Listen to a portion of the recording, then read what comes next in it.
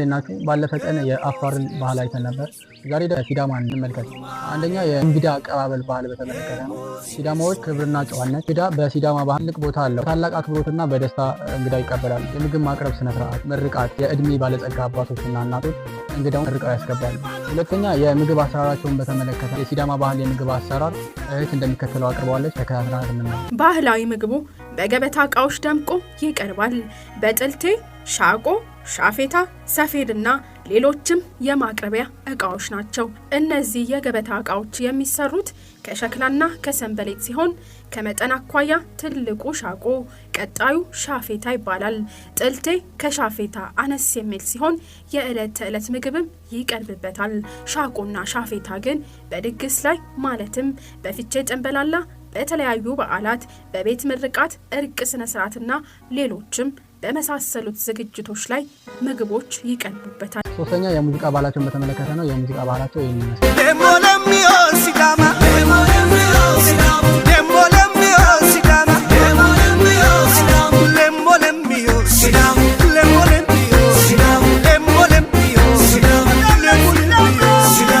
አራተኛ የአለባበስ ባህላቸው ነው። የአለባበስ ባህላቸው በፎቶ እንደምትመለከቱት ናቸው። አምስተኛ ሃይማኖትን በተመለከተ ነው። የሲዳማ ብሔረሰብ ማንጋኖ በሚባል አንድ አማልክት እንደሚያምን አንዳንድ ታሪኮች ይናገራሉ። አሁን ግን የሲዳማ ማህበረሰብ ሃይማኖት በአምስት የተከፈለ ነው። ግራፊክሱ ላይ እንደምትመለከቱት አንደኛ የፕሮቴስታንት እምነት ተከታዮች 84.4% ይዛሉ። የእስልምና እምነት ተከታዮች 4.6%፣ የኢትዮጵያ ኦርቶዶክስ ተዋሕዶ እምነት ተከታዮች 3.4%፣ የካቶሊክ እምነት ተከታዮች 3.0%፣ ትራዲሽናል ወይም ደግሞ አዘርስ የሚለው ደግሞ ቅድም እንዳልኳቸው የማጋኖ እምነት ተከታዮችን ጨምሮ አዘርስ ብሎ አስቀምጫቸዋል ማለት ነው። ሌሎችም ማለት ነው 2.7 ይዛሉ ማለት ነው የሲዳማ ማህበረሰብ ሃይማኖት። ስድስተኛ የጋብቻ ባህላቸውን በተመለከተ ነው።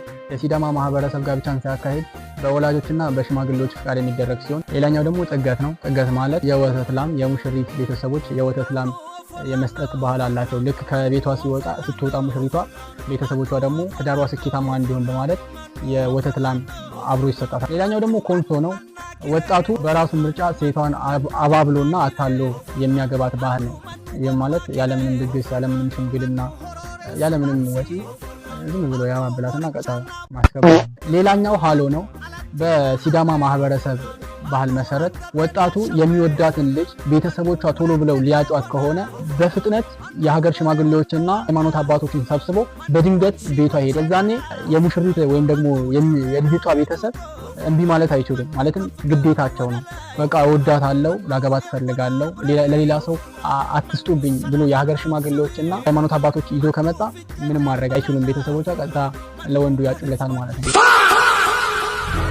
አራተኛ የህዝብ ብዛታቸውን በተመለከተ ነው። የሲዳማ ህዝብ ብዛት ከ4.5 ሚሊዮን በላይ እንደሆነ ይገመታል። የሲዳማ ማህበረሰብ ባህል ትንሽ ይሄን ይመስላል። የሲዳማ ብሔረሰብ ባህል እንዴት አያችሁት?